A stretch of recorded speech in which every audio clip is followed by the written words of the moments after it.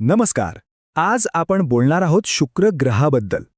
त्याला अनेकदा पृथ्वीचा जुळा भाऊ म्हणतात, पण खरं सांगायचं तर तो एक दुष्ट जुळा भाऊ आहे. तर मग प्रश्न हा आहे की पृथ्वीसारखा दिसणारा हा ग्रह इतका वेगळा आणि जीवसृष्टीसाठी इतका भयंकर का बनला? चला शोधूया. बरं, आता बघा, शुक्र आणि पृथ्वी खरं तर आकारात, वस्तुमानात आणि त्यांच्या मूलभूत रचनेतही आश्चर्यकारकपणे सारखे आहेत. आता पृथ्वीचा व्यास आहे साधारणपणे 12,742 किलोमीटर आणि शुक्राचा तो आहे 12,104 किलोमीटर. म्हणजे फारसा फरक नाही. त्यांचं वस्तुमान आणि रचना पण जवळजवळ सारखीच. म्हणूनच तर त्यांना जुळे ग्रह असं नाव पडलंय. आणि इथेच खरा प्रश्न उभा राहतो. जर हे दोन ग्रह इतके सारखे होते, तर मग त्यांच्या नशिबात इतका टोकाचा फरक का पडला? एका बाजूला आपली पृथ्वी आहे, जिथे जीवन फुललंय, आणि दुसऱ्या बाजूला शुक्र, अक्षरशः एक जळजळीत नरक. हे कोड सोडवण्यासाठी आपल्याला थोडं इतिहासात जावं लागेल. सुरुवातीला म्हणजे बघा, शुक्राबद्दल आपल्या कल्पना फारच रोमॅन्टिक होत्या. असं वाटायचं की ढगांच्या खाली एक वेगळा जग असेल. पण जेव्हा आपण तिथे आपली पहिली रोबोटिक यानं पाठवली ना, तेव्हा त्या सगळ्या कल्पनांचा अक्षरशः चक्काचूर झाला. आणि त्या मोहिमांमधूनच आपल्याला पहिल्यांदा त्या नरकाची एक झलक मिळाली. आपला हा जो शोध आहे ना, तो मुख्यत्वे 2 मोहिमांवर अवलंबून आहे. पहिली 1962 मधली मरिनर 2. तिने शुक्राजवळून एक फेरफटका मारला आणि आपल्याला पहिली खरीखुरी माहिती दिली. आणि मग त्यानंतर जवळपास 30 वर्षाने 1990 मध्ये आलं मॅगेलन यान. या यानाने तर कमालच केली. त्याने आपल्याला ढगांच्या खाली काय दडलंय ते स्पष्ट दाखवलं. हे बघा, हे आहे ते मरिनर 2 यान. हा मानवजातीने आपल्या शेजारच्या ग्रहाकडे टाकलेला पहिला अगदी जवळचा कटाक्ष होता. तारीख होती 14 डिसेंबर 1962.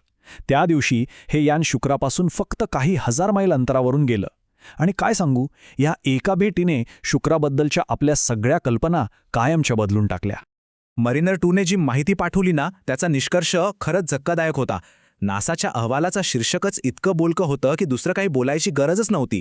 शीर्षक होतं, शुक्र एक उदास आणि निर्जीव वाळवंट. बस, तिथेच सगळं संपलं. पृथ्वीसारख्या जीवसृष्टीची जी काही थोडीफार आशा होती ती एका क्षणात संपून गेली.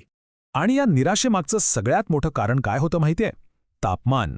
मरिनर 2ने जे मोजमाप घेतलं त्यानुसार शुक्राच्या पृष्ठभागाचं तापमान होतं तब्बल 462 अंश सेल्सिअस. म्हणजे विचार करा, इतकं गरम की जिथे शिसेसुद्धा सहज वितळून जाईल. आता अशा जळत्या जगात जीवनाची कल्पना तरी कशी करणार? पण सगळ्यात आश्चर्याची गोष्ट तर पुढेच होती. मारिनरने शोधून काढलं की शुक्रावर दिवस असो किंवा रात्र, दोन्ही बाजूंना तापमान जवळजवळ सारखंच राहतं. आता असं कसं शक्य आहे? तर याचं कारण आहे शुक्राचं प्रचंड दाट वातावरण. हे वातावरण एखाद्या भट्टीसारखं काम करतं, उष्णता सगळीकडे सारखी पसरवतं. म्हणजे रात्रीच्या बाजूला सुद्धा या भयानक उष्णतेपासून काही सुटका नाहीये. तर मग प्रश्न येतो की शुक्राची ही अशी अवस्था झालीच कशी? याचं कारण काय? वैज्ञानिकांनी याचं जे निदान केलंय त्याला म्हणतात रनअवे ग्रीनहाऊस इफेक्ट, किंवा मराठीत म्हणूया अनियंत्रित हरितगृह परिणाम. चला समजून घेऊया की हे नेमकं प्रकरण आहे तरी काय. अगदी सोप्या भाषेत सांगायचं झालं तर ही एक अशी परिस्थिती आहे जिथे एखाद्या ग्रहाचं वातावरण सूर्याची उष्णता आत तर येऊ देतं, पण तिला बाहेरच जाऊ देत नाही. म्हणजे उष्णता आत अडकून राहते. आणि यामुळे होतं काय की त्या ग्रहाचं तापमान सतत वाढतच राहतं. हे आहे ना एक दुष्ट चक्र आहे. बघा कसं, तापमान वाढलं की समुद्राच्या पाण्याची वाफ होते. आता ही पाण्याची वाफ स्वतःच एक मोठा ग्रीनहाऊस गॅस आहे. म्हणजे ती वातावरणात अजून उष्णता अडकवते. मग तापमान अजून वाढतं आणि अजून पाण्याची वाफ होते. हे चक्र तोपर्यंत चालूच राहतं जोपर्यंत त्या ग्रहावरचे सगळे महासागर सुकून जात नाहीत.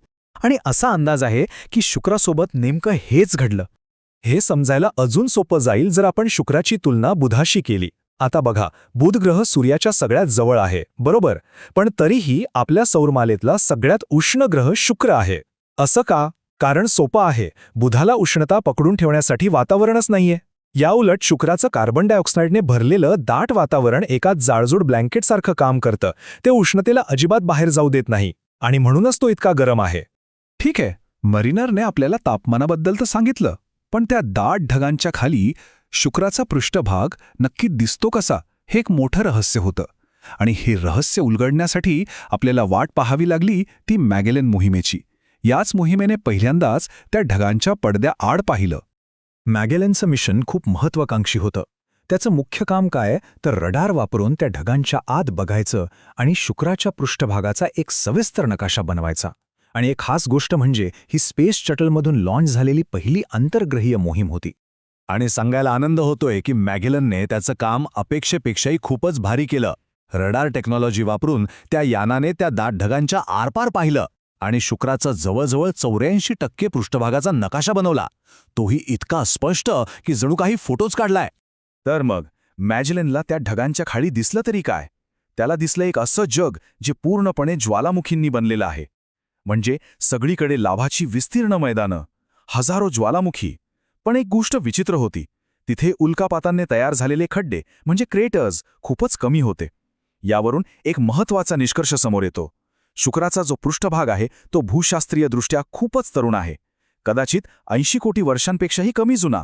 पण मॅगेलनला दिसलेली सगळ्यात थक्क करणारी गोष्ट म्हणजे लाव्हाने तयार झालेले प्रचंड मोठे चॅनल्स. म्हणजे जणू काही लाव्हाच्या नद्याच. यातले काही चॅनल्स तर आपल्या नाईल नदीपेक्षाही लांब आहेत. विचार करा. ह्यावरून आपल्याला कल्पना येते की शुक्राच्या इतिहासात किती महाभयंकर आणि वेगवान ज्वालामुखी उद्रेक झाले असतील. तर मग या सगळ्या माहितीचा अर्थ काय? या दोन जुळ्या भावांच्या वेगवेगळ्या नशिबातून आपल्याला कोणता धडा मिळतो? काय निष्कर्ष काढता येतो? मुख्य मुद्दा हाच आहे की शुक्र आपल्यासाठी एक धोक्याची घंटा आहे. तो आपल्याला हे दाखवून देतो की कोणत्याही ग्रहाचं हवामान किती नाजूक आणि संवेदनशील असतं. पृथ्वीसारखा दिसणारा ग्रहसुद्धा चुकीच्या परिस्थितीत एका अनियंत्रित ग्रीनहाऊस इफेक्टमुळे पूर्णपणे निर्जीव आणि नरकासारखा बनू शकतो. आणि जाता जाता एक महत्त्वाचा प्रश्न आपल्या सगळ्यांसाठी. पृथ्वीच्या या दुष्ट जुळ्या भावाचं नशीब पाहून आपल्या ग्रहावरचं जीवन टिकवण्यासाठी आवश्यक असलेल्या नाजूक संतुलनाबद्दल आपण काय शिकू शकतो? यावर आपण सगळ्यांनीच विचार करायला हवा.